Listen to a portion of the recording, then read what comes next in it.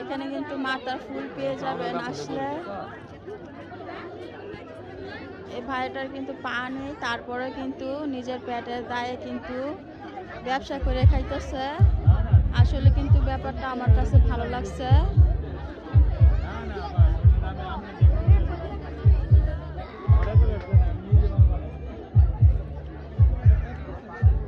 এরকম হুইল চেয়ারে বসে কিন্তু ব্যবসা করতেছে।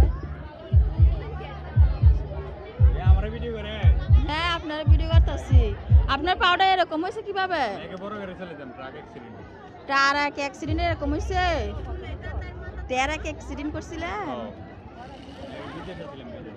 বিদেশ এরকম হয়েছে না? বিদেশ থেকে দেশে আসার পরে এরকম হয়েছে?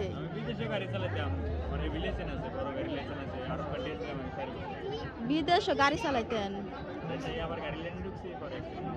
পরে অ্যাক্সিডেন্টের সমস্যা দেখা দিচ্ছে। তো এখন চলেন কে যে এই ব্যবসা কইরাই। আচ্ছা, ভালো থাকেন ভাই।